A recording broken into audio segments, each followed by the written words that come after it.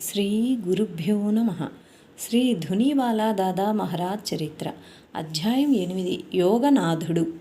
అయస్కాంత సంపర్కం వలన ఇనుము తాత్కాలికంగాను, ఉక్కుముక్క శాశ్వతంగాను అయస్కాంత తత్వం పొందుతాయి.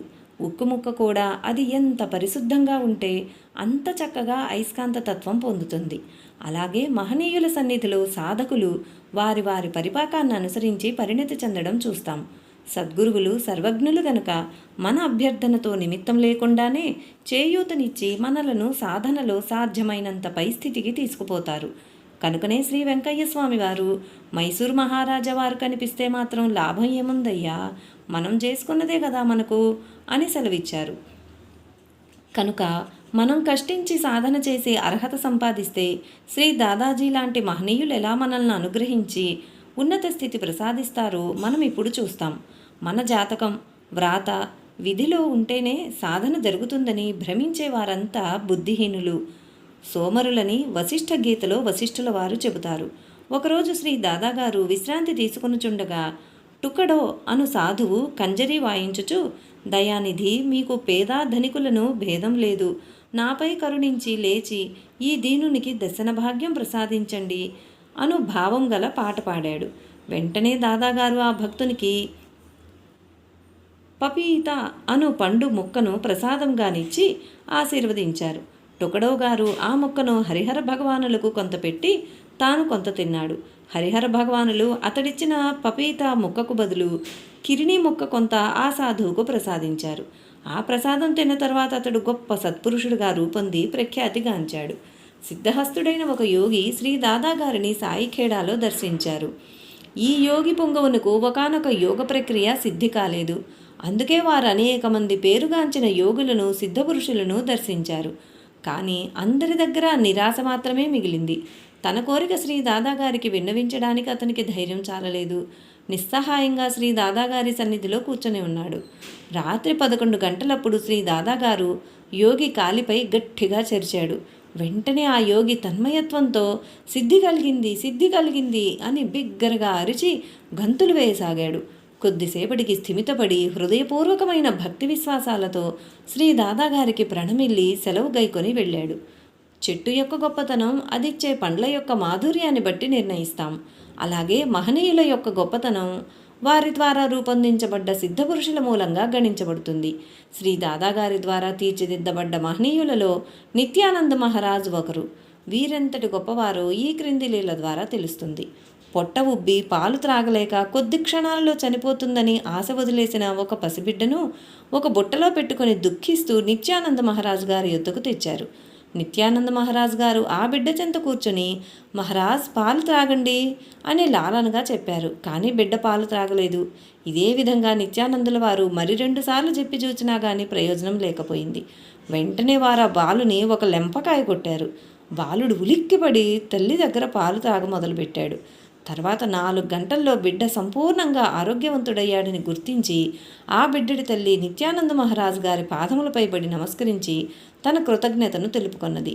ఇట్టి సిద్ధపురుషులను అనేక మందిని తయారు చేసి నేటికి వీరు తన సమాధి నుండి ముముక్షువులకు అనేక విధములుగా వెలుగుబాటను చూపి అనుగ్రహిస్తున్నారు. అష్టసిద్ధులు సద్గురువులకు దాస్యం చేస్తాయి. ఆ సిద్ధులలో దూరశ్రవణం ఒకటి.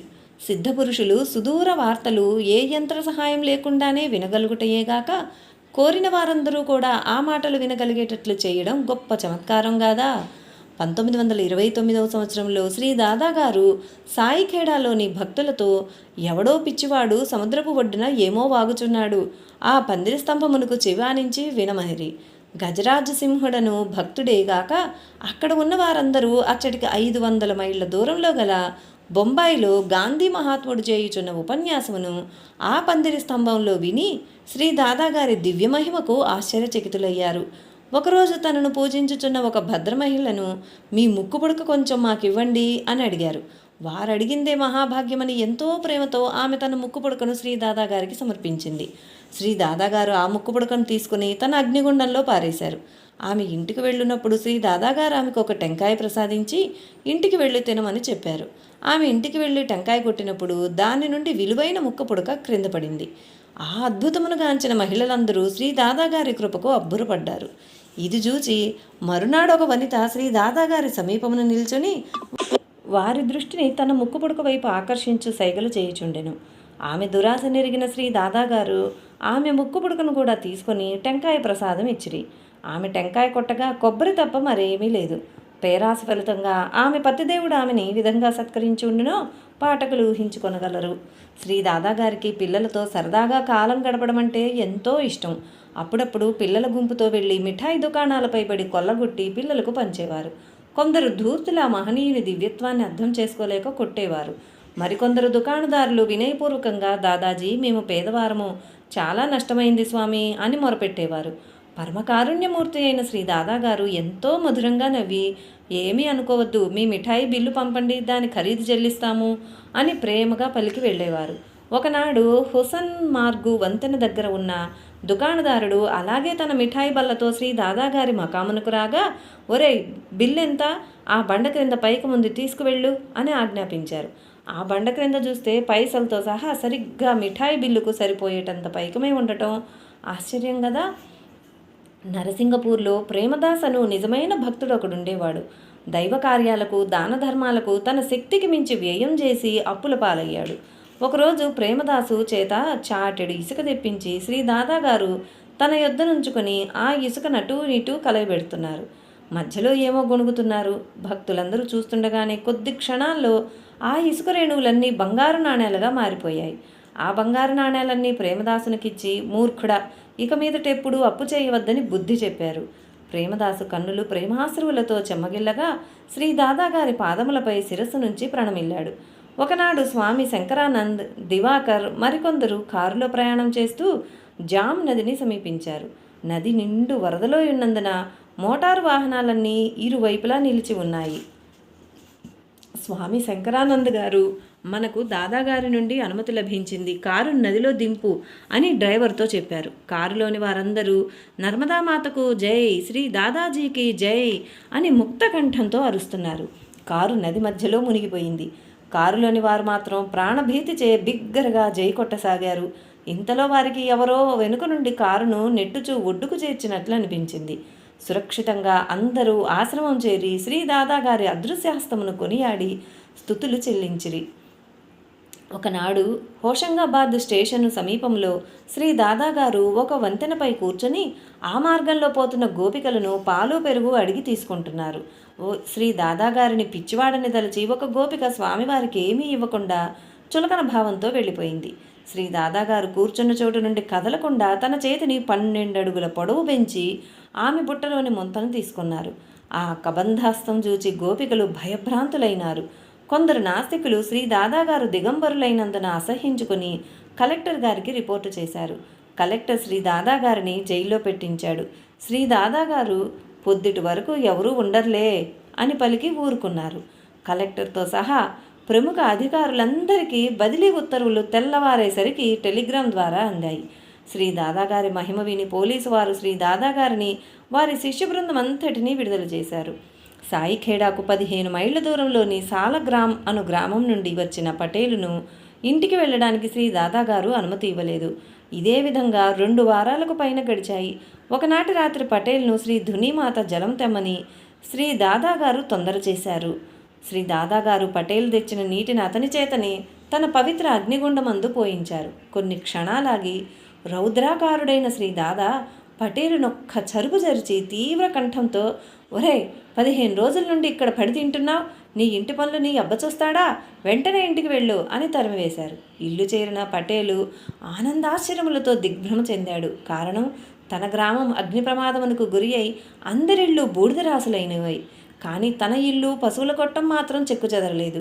విచారించగా తన చేత శ్రీ దాదాగారు అగ్నిగుండంలో నీరు పోయించిన సమయంలోనే అక్కడ అగ్ని ప్రమాదం జరుగుతున్నదని తెలుసుకొని కృతజ్ఞతాభివందనములు చెల్లించి శ్రీ దాదాగారి దివ్యమహిమను కొనియాడారు.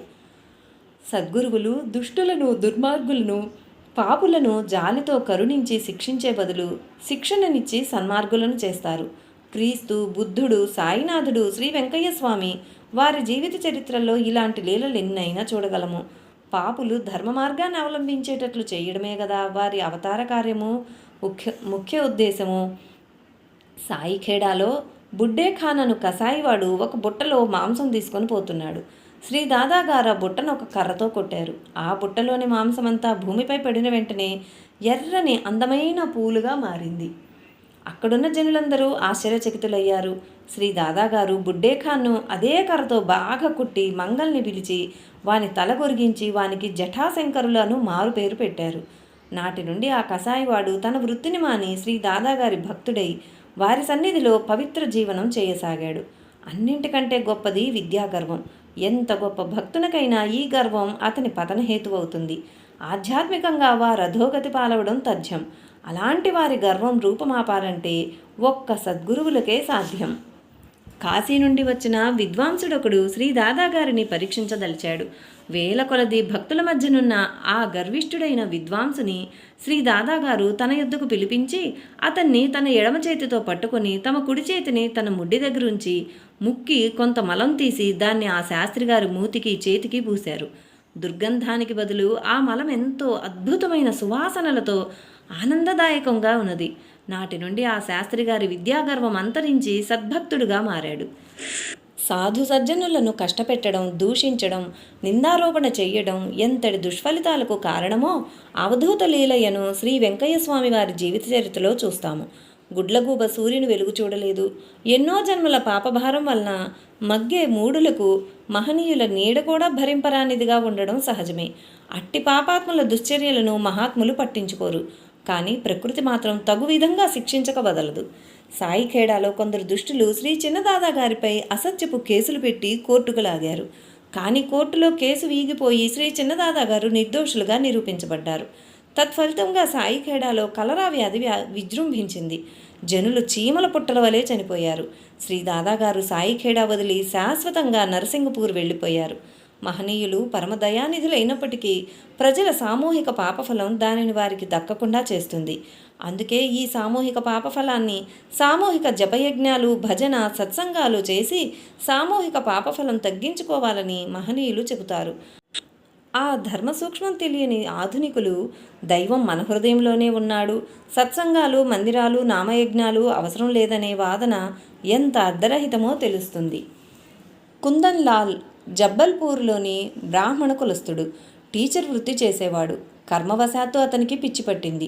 నాటు వైద్యాలు, భూత వైద్యాలు అన్నీ విఫలమైనాయి. ఎప్పుడూ ఇనప గొలుసులతో బంధించేవారు. స్నేహితుల సలహాపై అతని తల్లి వారిని సాయిఖేడాలోని శ్రీ దాదాగారి సన్నిధికి తీసుకువచ్చింది. శ్రీ దాదాగారు అనేక మంది భక్తులచే పరివేష్టితుండై కోట లోపల ఉన్నారు. ఇనుప గొలుసులతో బంధింపబడిన కుందన్లాల్ గారిని శ్రీ దాదాగారి సమక్షమునకు తీసుకువెళ్లారు. శ్రీ దాదాగారు అతన్ని తన కర్రతో కొట్టసాగారు.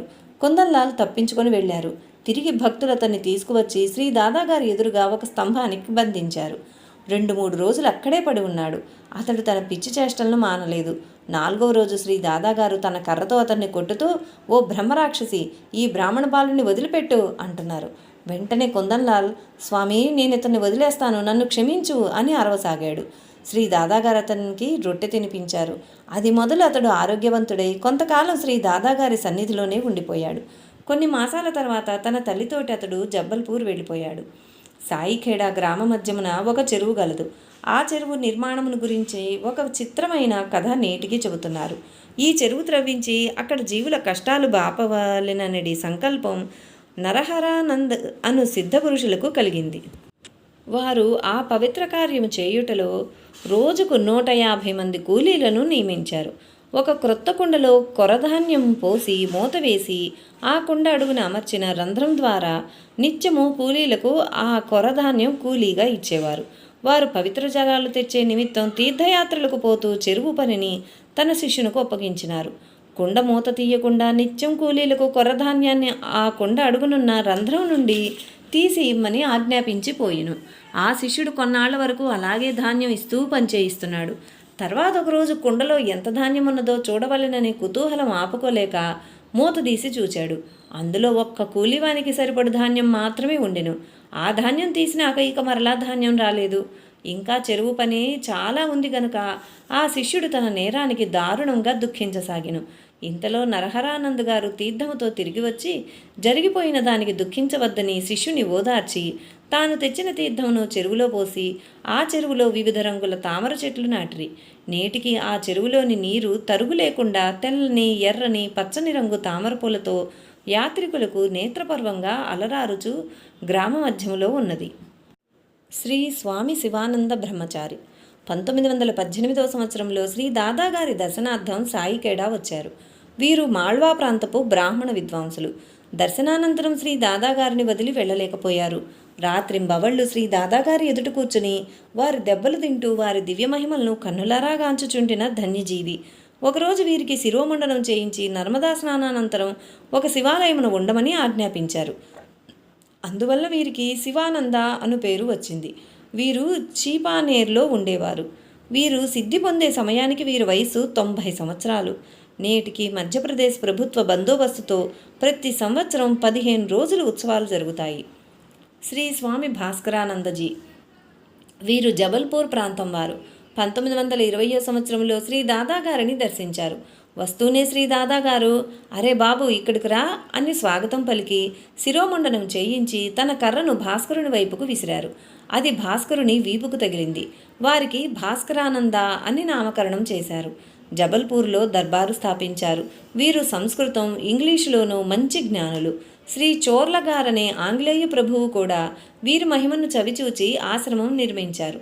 1860 సంవత్సర ప్రాంతంలో శ్రీ దాదాగారు హిమాలయ యాత్రకు పోతున్నారు. వారు పరివార సమేతంగా నేపాల్ చేరారు. మూత్ర విసర్జన చేయవలసిన అవసరం కొద్దీ వీధిలోనే ఒకచోట చేస్తున్నారు. అది చూచిన గోర్ఖా శ్రీ దాదాగారిని దూషించసాగాడు. శ్రీ దాదాగారు నవ్వి నీవు వెళ్ళి ఈ విషయం మీ రాజుగారికి చెప్పమన్నారు. ఆ వార్త వినగానే రాజుగారు ఎంతో సంతోషంతో సపరివారంగా వచ్చి శ్రీ దాదాగారిని పూజించారు. అప్పుడు శ్రీ దాదాగారు మీ రాజ్యంలో మాకు మూత్ర విసర్జన కూడా తావులేదే అని అడిగారు. అందుకు రాజు ఈ రాజ్యమంతే తమదే ప్రభు అన్నాడు. అలా కాదు, మాకు మూత్ర విసర్జనకు మాత్రం తగిన స్థలం చాలు. నీవు ఒక కంచరగాడిద మీద 7-8 రోజులకు సరిపడు సామాగ్రితో నాతో రావెలను. మేము తగిన తావును వెదుకుతాము అని చెప్పారు. అదేవిధంగా రాజు బయలుదేరారు. శ్రీ దాదాగారు మార్గమంతా నిలపకుండా మూత్ర విసర్జన చేస్తూ 3 మైళ్ళు నడిచారు. అయినా మూత్ర విసర్జన ఆపలేదు. రాజు విక్రమసింహుడు దాదాగారి కాళ్లపై పడి ఇదంతా మీ రాజ్యమే, తమరు ఇక్కడే ఆగండి అని ప్రార్థించారు. శ్రీ దాదాగారు అక్కడే ధుని స్థాపించి ఉండసాగారు. రాజుగారు నిత్యం శ్రీ దాదాగారిని అక్కడే పూజించేవారు. ఒకరోజు రాజుగారు విలువైన దుశ్శాలువను శ్రీ దాదాగారికి సమర్పించారు. శ్రీ దాదాగారు దాన్ని వెంటనే ధునికి సమర్పించి భస్మం చేశారు. 3 రోజుల తర్వాత మంత్రిగారు వచ్చి రాజుగారు దుశ్శాలువను తెమ్మని చెప్తున్నారని శ్రీ దాదాగారికి విన్నవించెను. అందుకు శ్రీ దాదాగారు అరే నీవు నన్ను పరీక్షించవచ్చావా, సరే ఇదిగో నీ దుశ్శాలువ అని అగ్ని నుండి దుశ్శాలువ తీసి మంత్రికి ఇచ్చేశారు.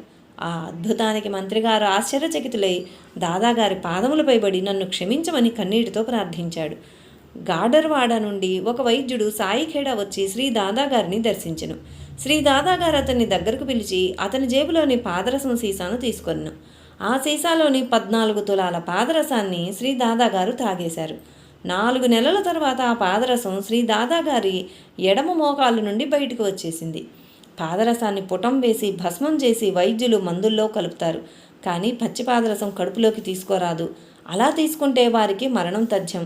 కానీ శ్రీ దాదాగారు పాదరసాన్ని త్రాగడమే గాక తిరిగి తన శరీరం నుండి బయటికి తీశారు. యోగనాథుడైన శ్రీ దాదాగారికి సాధ్యం కానిదేముంది? బడ్బాహాలో నర్మదా నదికి పెద్ద వరద వచ్చి హద్దులు మీరి ప్రవహిస్తుంది. ప్రజలందరూ భయభ్రాంతులయ్యారు. సాధువులు, శ్రీ చిన్నదాదాగారు అంతా కలిసి ఈ విషయం శ్రీ పెద్దదాదాగారికి విన్నవించారు. పెద్దదాదాగారు వెంటనే తన కాలు యొక్క పొడవును పెంచి తన పాదాన్ని నీటి సమీపానికి తెచ్చి కాలి బొటనవేలుతో నీటిని తాకారు. అంతే, నదీ ప్రవాహం 12 అడుగుల లోతు తగ్గి ప్రవహించసాగింది.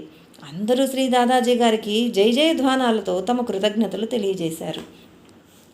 ఒకరోజు శ్రీ పెద్ద దాదాజీ గారు తమకు గోధుమ రొట్టె కావాలని అడిగారు. వెంటనే శ్రీ చిన్నదాదాగారు గోధుమ పిండిలో నెయ్యి కలిపి అతిపెద్ద గోధుమ రొట్టె తయారు చేసి శ్రీ పెద్ద దాదాజీ గారికి నివేదించారు.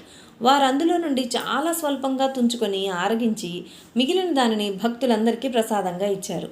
ఆ రొట్టెను అందరూ భక్తులు ప్రసాదంగా తిని అంత రుచిగల రొట్టెను వారు తమ జీవితంలో ఎప్పుడూ తినలేదని శ్రీ దాదాజీ గారి దివ్యమహిమను కొనియాడారు. ఒకరోజు శ్రీ దాదాజీ గారు ఒక భక్తుని బంగ్లాలో ఉన్నారు. హిందీ రచయిత తండ్రి గారైన మాన్ దాసు గారే గాక అనేక మంది భక్తులు శ్రీ దాదాజీ గారికి పాదాలు ఒత్తుచున్నారు. అక్కడికి ఒక మంగలి వచ్చి తాను కూడా శ్రీ దాదాజీ గారి పాదాలు ఒత్తుతానని, కనుక దయచేసి వారు తన పాదాలు జాపి పొడవు చేయమని ప్రార్థించాడు. శ్రీ దాదాజీ గారు అందులకు అయిష్టత చూపినా ఆ మంగలి మరలా అలాగే ప్రార్థించసాగాడు. కరుణామయులైన శ్రీ దాదాగారు తన కాళ్లను ఒకేసారి 15 అడుగుల పొడవు పెంచి బంగ్లా వరండాలోనికి కూడా చాపినారు. అందరూ ఆ దివ్యలీలకు ఆశ్చర్యానందాలతో వారి పాదాలు ఒత్తుచుండిరి. కొంతసేపటికి ఆ మంగలి అలసిపోయి చెమటలు కక్కుచూ వణికిపోతూ, స్వామి, ఈ మంగలి తమ శక్తి సామర్థ్యాలు తెలియని అజ్ఞాని, ఇతన్ని క్షమించి తమ పాదాలను యథాపూర్వం చేయండని ప్రార్థించారు. కరుణామయులైన శ్రీ దాదాజీ గారు తన కాళ్లను మామూలుగా చేసుకొనగానే భక్తులంతా సంభ్రమాశ్చర్యాలతో జేజేలు పలికారు. ఎన్నో ఉపన్యాసాలు విన్నా, మరెన్నో గ్రంథాలు చదివినా స్వానుభవంతో ఏర్పడినంతటి గాఢమైన విశ్వాసం, మధురమైన ప్రేమ భక్తికి సాటిరావు. అలాంటి అనుభవం పుణ్యం వల్ల కానీ కలగదు. జబల్పూర్ నివాసి నర్మదా ప్రసాద్ గారు కలెక్టర్ ఆఫీసులో హెడ్ గుమాస్తాగా పనిచేసేవారు. వీరి భార్య ప్రేతబాధకు గురి అయి పిచ్చిగా ఉండేవారు. ఎన్నెన్నో వైద్యాలు విఫలమై చివరకు శ్రీ దాదాజీ గారి సన్నిధికి తీసుకువచ్చారు. చాలా రోజులు శ్రీ దాదాజీ గారి సన్నిధిలో ఉన్నారు.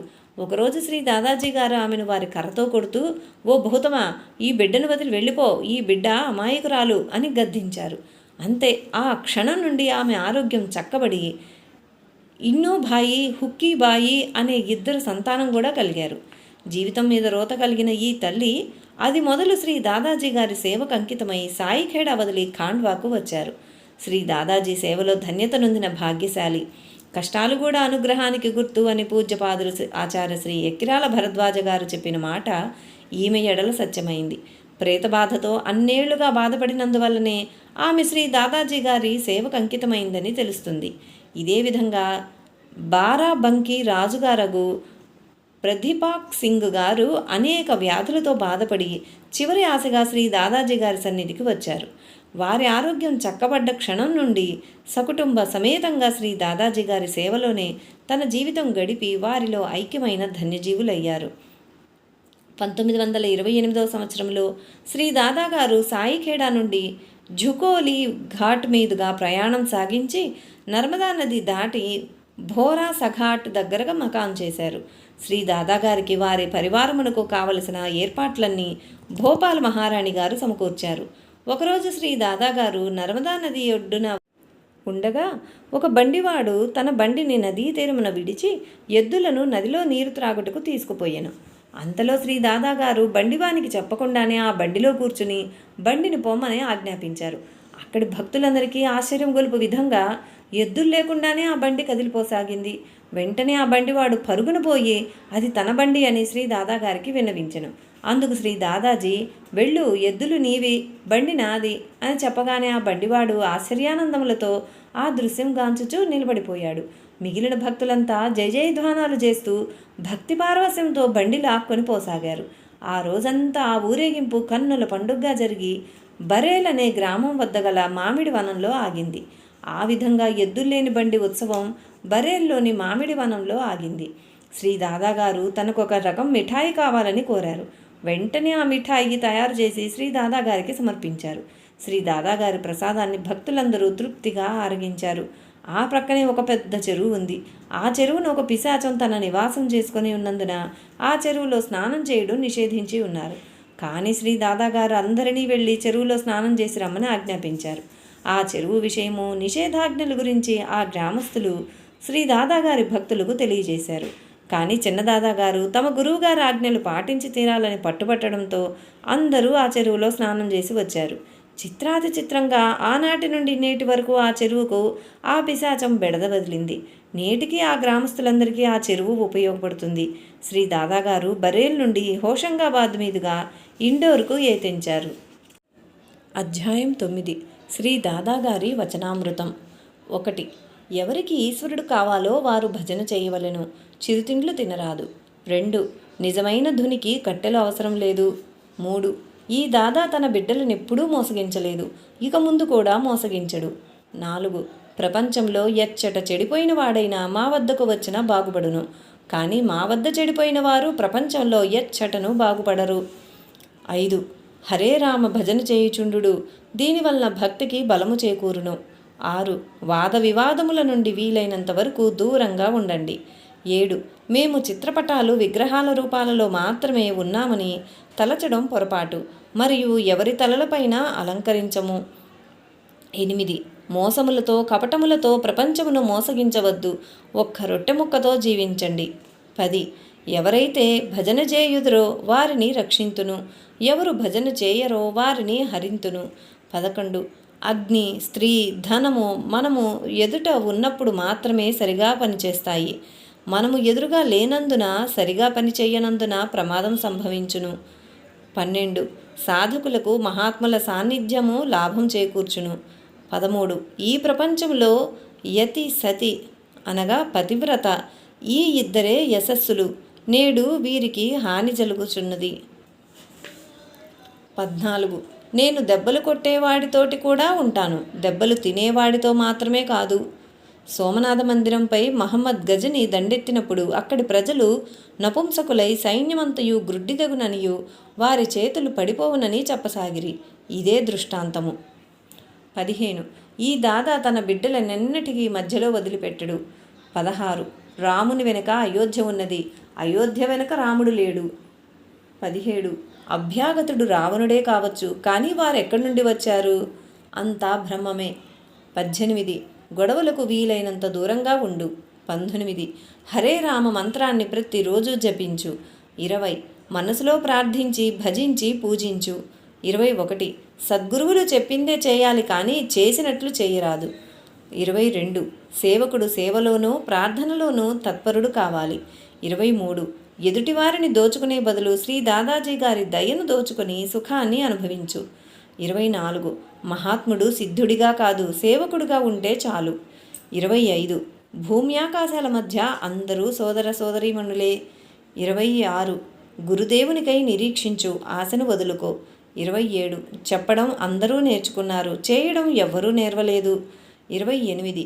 ఎక్కువ నిద్రపోకుండా తక్కువ నిద్రపోవాలి, లేకుంటే ఆయుష్ క్షీణిస్తుంది. 29. ఎల్లప్పుడూ నామస్మరణ ఏమారవద్దు. 30. ఏదైనా తినాలంటే ముందు నైవేద్యం పెట్టి తిను, దైవకృప పొందుతావు. 31.